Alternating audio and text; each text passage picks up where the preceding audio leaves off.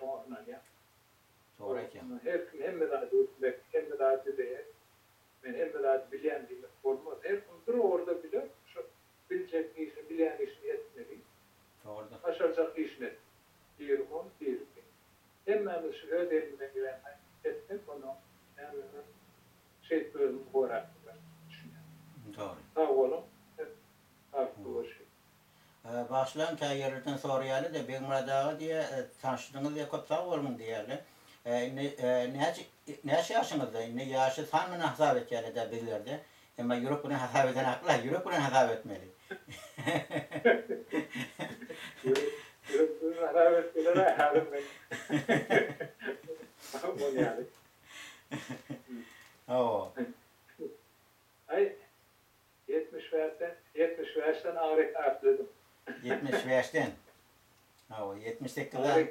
Oo 78. Tekkür değil. Değil.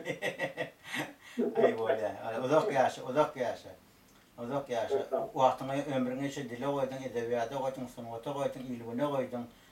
İlimden, gününden, vatandan, dengduşlarından, doğan anlaşının hoşarlıdan ayrı düştün. Bizim özümden son yalık. Ne doğan anlaşının hoşarlıdan bizim toyuna varıp biliyoruz, ne yasını görünüp biliyoruz. Kıyınan o vaxtı kıyınan, berdi daşı yurtu denen kıyınan yaz, beğenen vaxtları daşı yurtu beğen yaz. İnniki nesil bir şey böyle yaşamasın. İnniki nesiller, Türkmen nesilleri, Türkmen halk nesilleri, Türk halk nesilleri, hiçbir insan şunu yani ayrıcılıkta yaşamasın. Öz vatanını, öz ilini, öz gününü, öz devletini kovanıp büyütüp geçsin. Bolyan vatanı almayın, çok sağ ol, yaşamın uzak olsun, canın sağ olsun. Bizim kafemiz açık, kafemiz açık, internetimiz açık, Facebook'umuz açık. Ne mi işin derdin, gururun mu varsa baş üstüne.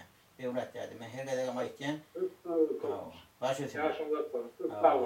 Biz birek sıyıramasak, kim bizi sıyırlar? Biz birek sıyırmalı, birek elinden tutmalı, birek kollamalı. Uçtan cencalan ya boş keplen, cencalan, boş keplerden zaten oradan peyda yok. Sıyılanın arar, hormat koyanın arar. Adam birek diğer ka sıyılmalı, hormat koymalı. Şoň ýaly bolýan anamy wagtyň almaýyn. Dostlarym bilen tanışyşlarym bilen hoşlaşaýyn. Hormatly dostlar, eger bir kemçilik bar bolsa biziň kepleşigimizde ýa goşgyda ýa-da gurrundaşykda öldüňizde bagşlap bilersiňiz. Biz ýa öz ary gurrunmy etdik beýim rada bilen bir ýatlaýdyk beýik atamyzy.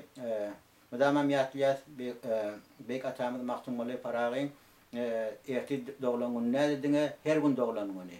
Biz her gün ýatlaýas, her gün şoň goşgylaryny ýaşaýas, şoň pikirlerini ýaşaýas. Şo biziň dilimizi, dämimizi, desurimizi dünýäň haýdy künjeginde ýaşadygam şo berk saklapdyr.